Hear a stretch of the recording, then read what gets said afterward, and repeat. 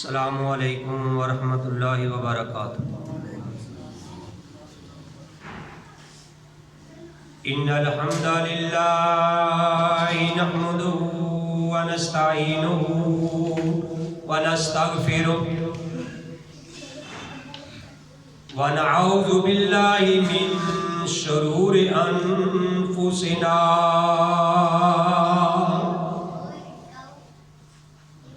ومن سیئات اعمالنا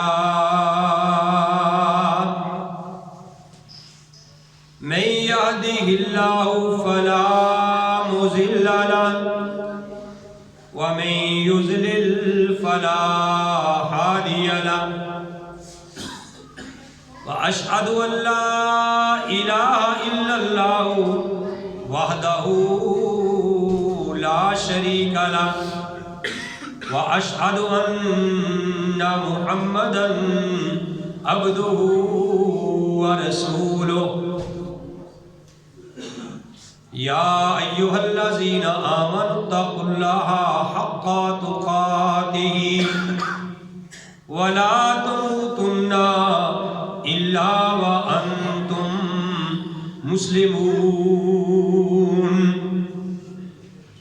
اما بعد فإن خیر الحدیث کتاب اللہ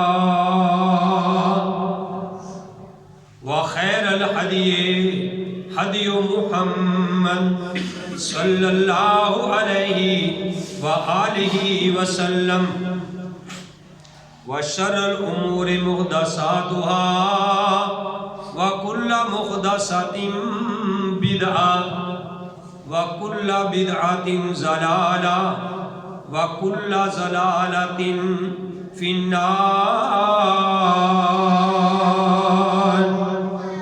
اعوذ باللہ السمیع العلیم من الشیطان الرجیم، بسم اللہ الرحمن الرحیم۔ قال اللہ تبارک و تعالی فی القرآن المجید والفرقان الحمید، نون والقلم وما یسطرون، ما انت بنعمت ربک بمجنون، وَإِنَّ لَكَ لَأَجْرًا غَيْرَ مَمْنُونٍ وَإِنَّكَ لَعَلَى خُلُقٍ عَظِيمٍ۔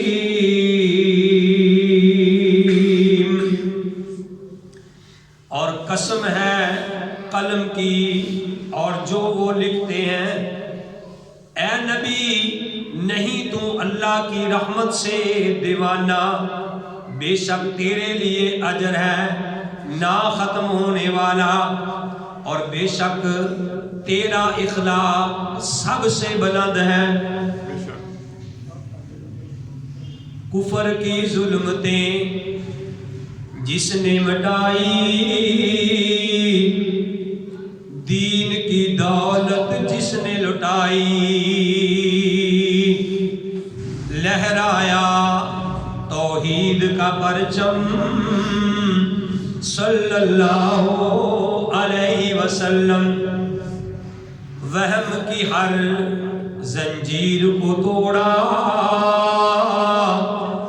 رشتہ ایک اللہ سے جوڑا، شرک کی محفل کر دی برہم صلی اللہ علیہ وسلم، راہ میں کانٹے جس نے بچائے، گالی دی اور پتھر برسائے، راہ میں کانٹے جس نے بچائے، گالی دی اور پتھر برسائے، اس پہ چھڑکی پیار کی شبنم صلی اللہ علیہ وسلم، حضرات، ہر قسم کی حمد و ثنا اللہ وحدہ لا شریک کی ذات پاک کے لیے، وہ اللہ جو رحمان ہے، رحیم ہے، فعال لما یرید ہے، ان اللہ علی کل شیء قدیر ہے۔ وہ اللہ ہمیشہ سے ہے اور ہمیشہ رہے گا۔ جب کچھ نہیں تھا اس وقت بھی اللہ تھا، اور جب سب کچھ ہے اس وقت بھی اللہ ہے، اور جب کچھ بھی نہیں ہوگا اس وقت بھی اللہ۔ کل من علیہا فان وَيَبْقَى وَجْهُ رَبِّكَ ذُو الْجَلَالِ وَالْإِكْرَامِ۔ ہر ایک نے فنا ہونا ہے، اگر کوئی باقی رہنے والی ذات ہے تو وہ اللہ احکم الحاکمین کی ذات ہے۔ حمد و ثنا کے بعد لاکھوں اور کروڑوں درود و سلام امام الانبیاء، امام القبلتین، امام الثقلین، امام الحرمین، امام اعظم، مرشد اعظم، رہبر اعظم، قائد اعظم، آمنہ کے لال، عبداللہ کے در یتیم، ساری کائنات کے سردار محمد رسول اللہ صلی اللہ علیہ وآلہ وسلم کی ذات گرامی۔ محترم حضرات، ربیع الاول کے حوالے سے الحمدللہ پیارے نبی کریم صلی اللہ علیہ وآلہ وسلم کی سیرت، آپ کی صورت، آپ کی شان، آپ کا مقام، آپ کی عظمت، آپ کا گفتار، آپ کا کردار، اس کے بارے میں خطبات الحمدللہ جاری و ساری ہیں۔ پچھلے جمعہ المبارک کے خطبہ کے اندر آپ نے یہ بات سنی تھی کہ بعض وصف ایسے ہیں، بعض اوصاف ایسے ہیں، بعض خصوصیات ایسی ہیں جو کائنات کے اندر کسی اور کو نہیں ملی، 1,24,000 انبیاء کے حصے میں نہیں آئی، جو پیارے نبی کریم صلی اللہ علیہ وآلہ وسلم کے حصے میں آئی۔ محترم حضرات، آج بھی اللہ کی توفیق سے میں پیارے نبی کریم صلی اللہ علیہ وآلہ وسلم کی جو سیرت ہے، سیرت کے مختلف عنوانات ہیں، مختلف پہلو ہیں، ساری زندگی بھی جو مکمل نہیں ہو سکتے، تو میں سیرت کے حوالے سے چند ایسی باتیں آپ کے سامنے رکھنا چاہتا ہوں۔ پیارے نبی علیہ السلام کی جو ذات کے متعلقہ ہے، ان میں سے یہ ہے کہ پیارے نبی علیہ السلام کا اخلاق کیسا تھا، اور اخلاق میں سے آپ کی خوش طبعی جو ہے وہ کیسی ہے۔ یہ جو آیت کریمہ میں نے آپ کے سامنے تلاوت کی ہے، اللہ احکم الحاکمین نے فرمایا، یہ سورہ قلم ہے، 29واں پارہ ہے، نون والقلم وما یسطرون۔ اللہ کہتے ہیں کہ مجھے قلم کی قسم ہے، مجھے قلم کی قسم ہے، اور جو کچھ لکھتے ہیں، اس سے مراد فرشتے بھی ہیں، جو قلم کے ساتھ لکھا جاتا ہے، اللہ احکم الحاکمین فرماتے ہیں مجھے ان کی قسم ہے کہ ما انت بنعمت ربک بمجنون، کہ تو اللہ کی رحمت سے، اللہ کی مہربانی سے تو دیوانہ نہیں ہے، تو مجنون نہیں ہے، دیوانہ نہیں ہے۔ وَإِنَّ لَكَ لَأَجْرًا غَيْرَ مَمْنُونٍ، تیرے لیے اللہ احکم الحاکمین نے اتنا اجر رکھا ہے کہ جو قدیم بھی ختم ہونے والا نہیں ہے۔ اور اللہ احکم الحاکمین فرماتے ہیں، طارق صاحب اسٹوڈنٹ اکٹھے بیٹھے رہو، لہذا لگتا ہوئے نہیں، یہ شعبہ حفظ کے جو ہے الگ الگ بیٹھے۔ اللہ احکم الحاکمین فرماتے ہیں وَإِنَّكَ لَعَلَىٰ خُلُقٍ عَظِيمٍ، کہ اے نبی بے شک تو اعلیٰ اخلاق کا مالک ہے، تیرے جو اخلاق ہیں وہ سب سے بلند ہے، سب سے اعلیٰ ہے۔ میرے بھائیوں، میں وقت کی نزاکت کے پیش نظر زیادہ تمہید کی طرف نہیں جانا چاہتا، وقت بڑا تھوڑا ہوتا ہے۔ اللہ احکم الحاکمین نے فرمایا کہ اِنَّکَ لَعَلَىٰ خُلُقٍ عَظِیمٍ، کہ تیرے اخلاق بڑے عظیم ہیں۔ سنیے ذرا بات کو، حضرت علی رضی اللہ تعالی عنہ سے کسی نے سوال کیا۔ حضرت علی خود بھی عظیم ہے، ان سے سوال بھی کسی نے عظیم کے بارے میں ہی پوچھا۔ کہنے لگے کہ اے علی، سب کہہ دو رضی اللہ تعالی عنہ، آپ ذرا مجھے بتائیے کہ جو اللہ نے کہا ہے اِنَّکَ لَعَلَىٰ خُلُقٍ عَظِیمٍ، یہ عظیم کیا ہے؟ حضرت علی رضی اللہ تعالی عنہ کہنے لگے کہ اے سوال کرنے والے، تو آسمانوں کی بلندیوں کی خبر رکھتا ہے؟ تجھے پتا ہے کہ زمین و آسمان کے اندر کیا چیز ہے، ہواؤں میں کیا ہے، دریاؤں میں کیا ہے، اور اس پوری کائنات کے اندر کیا کیا کچھ ہے؟ کیا تو اس دنیا کے بارے میں جانتا ہے؟ کوئی جان سکتا ہے کہ یہ آسمان، یہ 7 آسمان ہے؟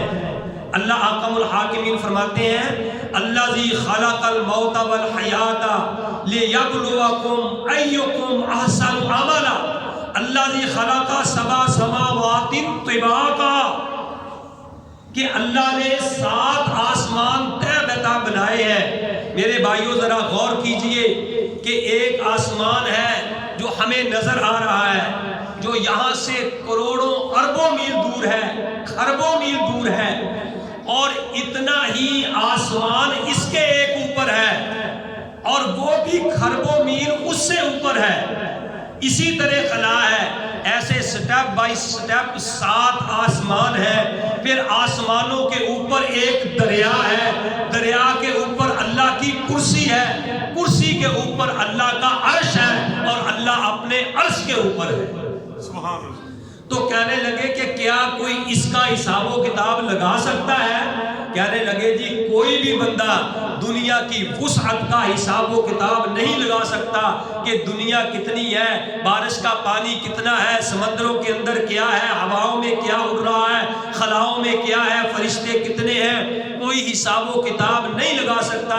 تو علی رضی اللہ تعالیٰ عنہ کہنے لگے کہ اس دنیا جس کا کوئی حساب و کتاب نہیں لگا سکتا، اس کو اللہ نے کیا الدنیا متاع القلیل، دنیا جو ہے وہ تھوڑی ہے، تھوڑا سا سامان ہے۔ اللہ نے کہا کہ الدنیا قلیل، دنیا قلیل ہے، اور جب کوئی آدمی قلیل کے بارے میں نہیں جان سکتا تو عظیم کے بارے میں کیسے جانے گا؟ سبحان اللہ۔ اللہ نے تو فرمایا اِنَّکَ لَعَلَىٰ خُلُقٍ عَظِیمٍ، کہ میرے اے نبی تیرے اخلاق سب سے بلند ہے۔ جب کوئی قلیل کو نہیں جان سکا تو اس عظیم کے بارے میں کوئی کیا جانے گا؟ تو بہرحال میرے بھائیوں، میں پیارے نبی کریم صلی اللہ علیہ وسلم کے اخلاق کے پہلو سے، آپ کی سیرت میں جو آپ کی خوش طبعی تھی اس کے بارے میں بات بیان کرنا چاہتا ہوں، کیونکہ کئی لوگ یہ سوال کرتے ہیں فلاں بندہ یار بڑا خشک ہے، کئی بندے ہیں ان کے ماتھے سے تیور جو ہے تیوڑیاں چڑھی رہتی ہیں، وہ کبھی مٹھاس آئی نہیں، گھر میں جائے تو آدم بو ہوتا ہے، بجائے اس کے کہ گھر والے انتظار کریں کہ جناب ہمارے والد صاحب آ رہے ہیں، بیوی کہے میرا خامد آ رہا ہے، اور جناب بیٹیاں کہیں ہمارے ابو آ رہے ہیں، وہ خوش ہوں آنے کی، وہ آمد کب آئے آئے وہ انتظار کر رہے ہوں، اور ایک کئی ایسے بھی ظالم ہوتے ہیں کہ بیوی کہتی ہے اللہ کرے گھر میں نہ آئے، بچے کہتے ہیں وہ گھر میں نہ داخل نہ ہو، اتنی سختی ہے میرے بھائیوں، اتنی سنگ دلی ہے۔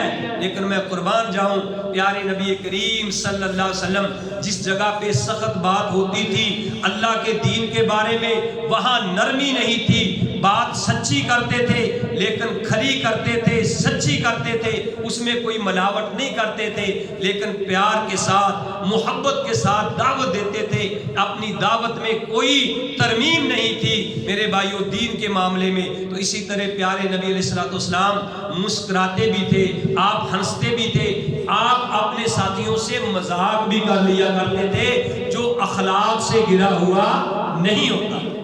پیارے نبی علیہ السلام کا فرمان ہے، میرے بھائیوں ذرا غور سے سنیے، اللہ قرآن میں کہتے ہیں لَقَدْ كَانَ لَكُمْ فِي رَسُولِ اللَّهِ أُسْوَةٌ حَسَنَةٌ، کہ ہم نے نبی کریم صلی اللہ علیہ وسلم کی زندگی کو تمہارے لیے بہترین نمونہ بنا دیا ہے۔ قرآن نے کہا اِنَّا أَرْسَلْنَاكَ شَاهِدًا وَمُبَشِّرًا وَنَذِيرًا، کہ ہم نے آپ کو خوشخبری دینے والا، ڈرانے والا، جہنم کی آگ سے ڈرانے والا، جنت کی خوشخبریاں دینے والا بنا کے بھیجا۔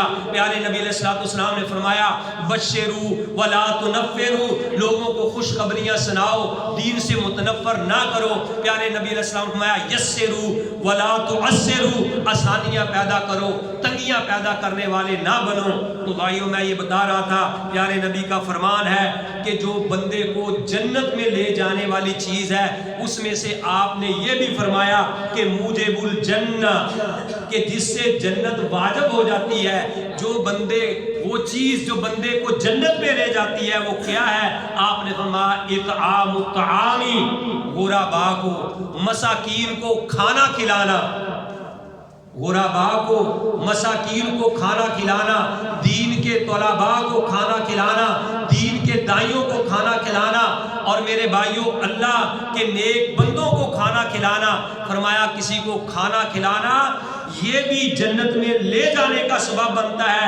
وَأَفْشُوا السَّلَامَ، اور سلام کو پھیلانا، سلام کرنا، یہ بھی بندے کو جنت میں لے جانے کا سبب بنتا ہے۔ اور فرمایا وَحُسْنُ الْكَلَامِ، اور اچھا کلام، اچھی بات کرنا، یہ بھی میرے بھائیوں بندے کو جنت میں لے جانے کا سبب بنتا ہے۔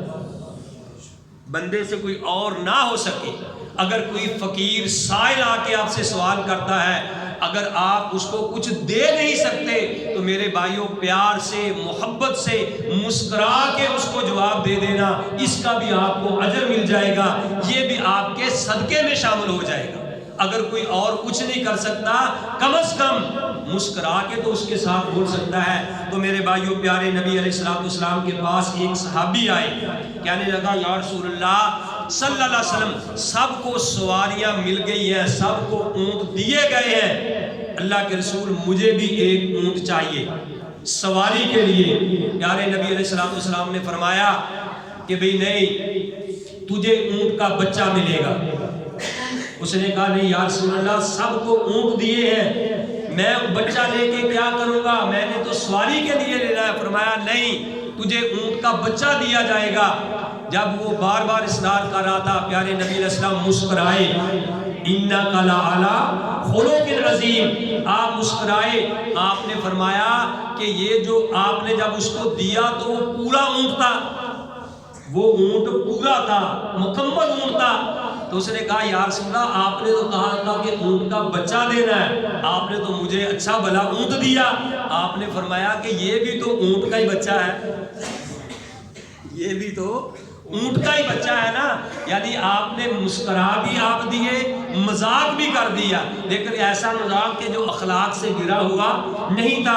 اسی طرح پیارے نبی علیہ الصلوۃ والسلام بیٹھے تھے، آپ کی پھپھی صفیہ بنت عبد المطلب وہ آئی، کافی بوڑھی ہو چکی تھی، آ کے کہنے لگی نبی علیہ الصلوۃ والسلام کو کہ یا رسول اللہ میرے لیے دعا کریں کہ اللہ تعالیٰ مجھے جنت میں داخلہ فرمائے، میرے لیے دعا کریں کہ اللہ مجھے جنت میں داخلہ فرمائے۔